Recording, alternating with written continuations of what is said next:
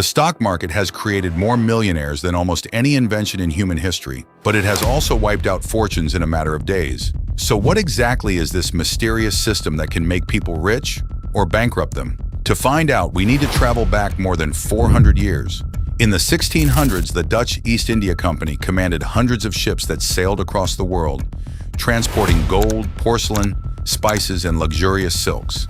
It was one of the most powerful businesses on earth, but maintaining such a vast trading empire came at an enormous cost. To finance its risky and expensive voyages, the company turned to ordinary citizens.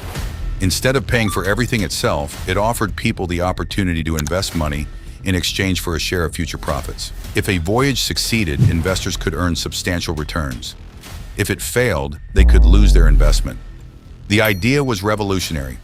By pooling money from thousands of investors, the Dutch East India Company could launch even larger expeditions, expand its global reach, and generate greater profits for both the company and its backers.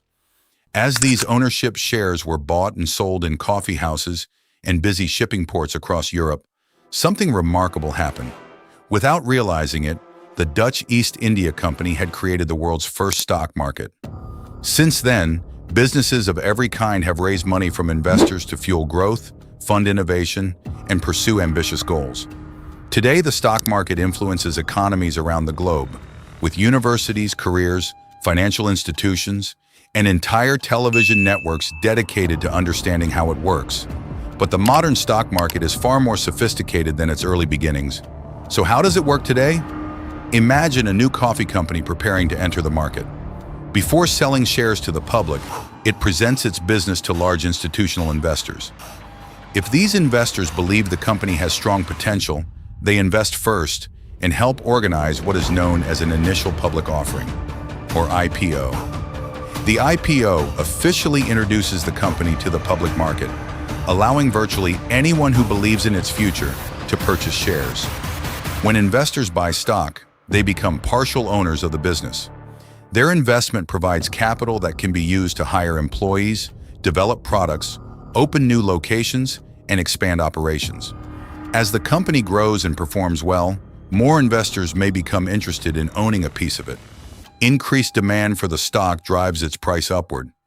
Existing shareholders see the value of their holdings rise, while the company benefits from greater market confidence and a higher overall valuation. But the opposite can happen just as quickly. If investors begin to believe that a company's future profits are at risk, they may rush to sell their shares before prices decline further.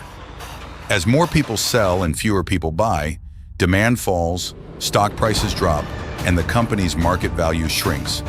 For investors, this can result in significant losses, unless confidence returns and the company begins to recover. This constant tug-of-war between buyers and sellers is influenced by countless factors. The cost of raw materials may rise, new technologies may disrupt entire industries, labor costs can change, leadership teams may succeed or fail, a company could receive positive publicity or become trapped in a public relations disaster. Governments can introduce new regulations, taxes, or trade policies that dramatically affect profitability, and sometimes investors simply decide to move their money elsewhere. Together, these forces create the daily fluctuations we see in stock prices. They can make companies appear stronger or weaker, sometimes long before their actual financial performance changes. In the stock market, perception often becomes reality. When enough people lose confidence, stock prices fall. As prices fall, more investors may panic and sell. This cycle can amplify both economic booms and devastating financial crises. Because human behavior is so difficult to predict, most financial professionals advocate long-term investing rather than attempting to make quick profits from short-term market movements.